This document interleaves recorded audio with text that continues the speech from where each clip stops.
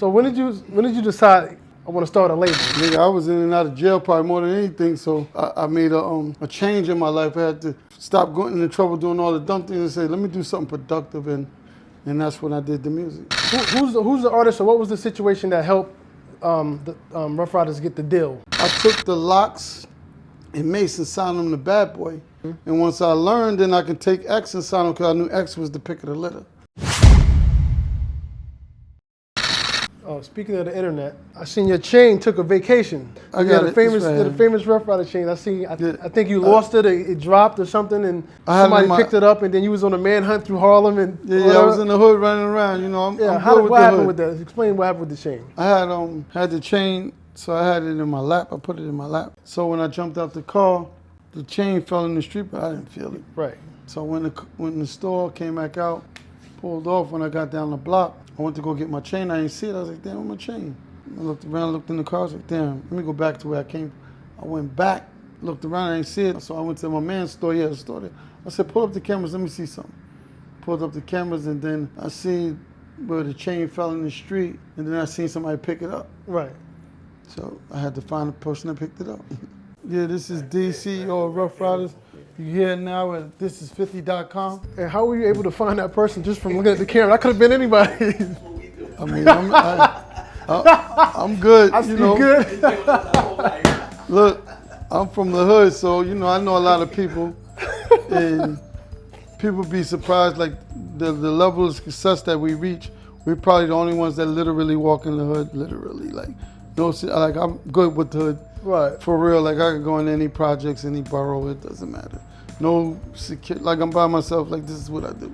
Right. But I was able to go up there because I knew a couple of kids in the area. I started talking to everybody. They looked at because we seen the picture of the girl kinda, and they was like, well, I think I know who it is. So they shot me down to about 10 blocks down. We went over there. My man told me, I think she came in here with us. She went to the jewelry store and tried to pawn it. Wow. So I went in there, the kid, he told me, yeah, they came with the chain, boom, boom, boom. I was like, all right, he wanted to give me her name and address, and we tracked it down. I think social media actually helped you in that, because I wasn't even there and I knew what was going on, because I seen you posting day by day, and you was like, we on your ass, whoever, we gonna find you. The streets talk, da da da. So I'm thinking, if I had this chain, I'm like, yo, I gotta get this shit back. Because I don't want D after me.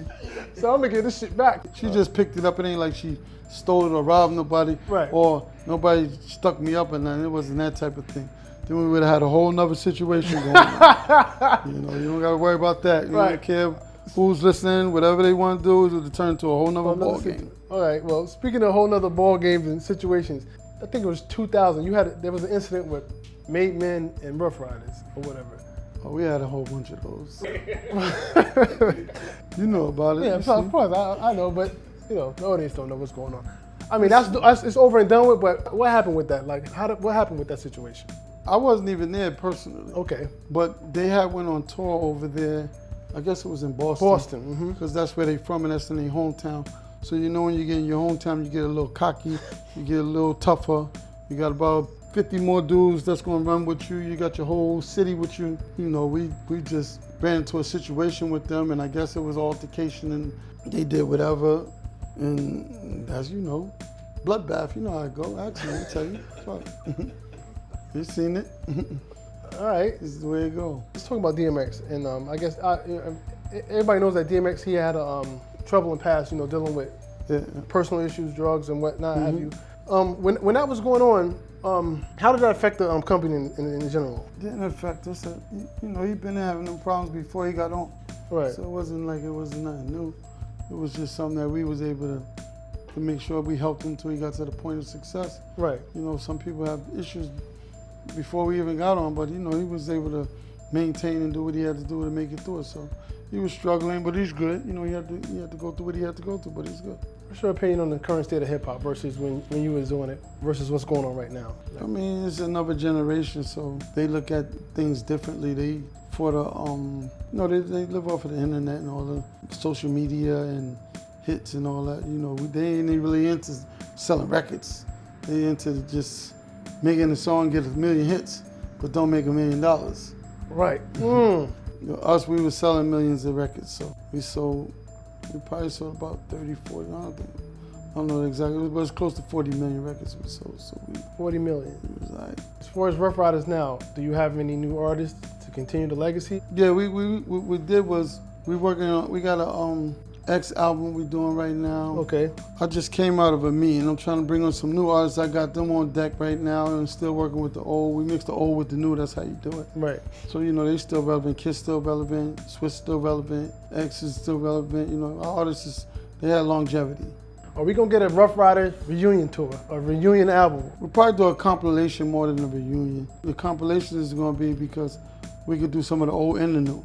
Right. So we want to be able to give new people an opportunity. We want to give new artists a shot. I want to give this generation an opportunity to do something as well. They say everything that comes up comes down. In your opinion, when did you realize, all right, this is not working out, we're not moving how we normally move, we're not selling, or we don't seem relevant, how do you want to put it? Like, when did that start taking place? It probably, for me, it was probably the point, when I had my accident, because I was doing all this music. So Right. when I had an accident, then everything slowed down, because I literally was doing the music. Like I was in there with the artists every day. I knew I knew the music. I did all the albums. So, Jimmy, everybody, Leo, I had the relationship with everybody. So I probably was not doing it. I did probably do music in probably 5 years, because I was trying. Yeah, you took years. Get yourself together, right?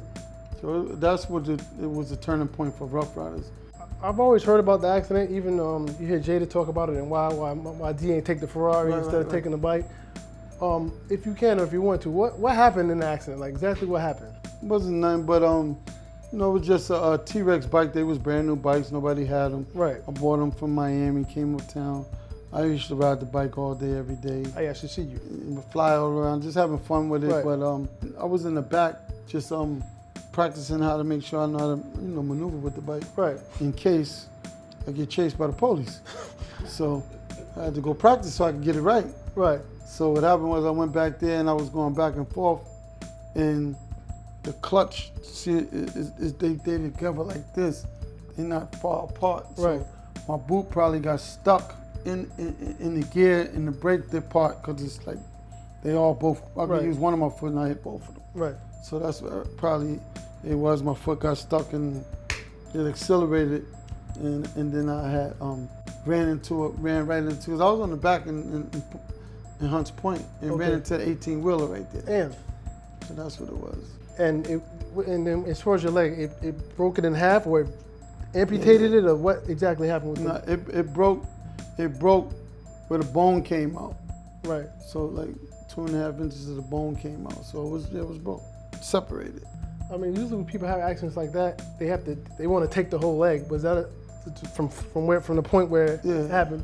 Was that a case? Yeah, I wasn't even conscious, so it wasn't me. My mother was like, nah, just do whatever you gotta do, but don't take his leg. So they didn't do it. Then Puffat came in and brought some doctors and people. Russell, everybody came. So they put some doctors together that they had new. They did it and kept it. Right. Made it work.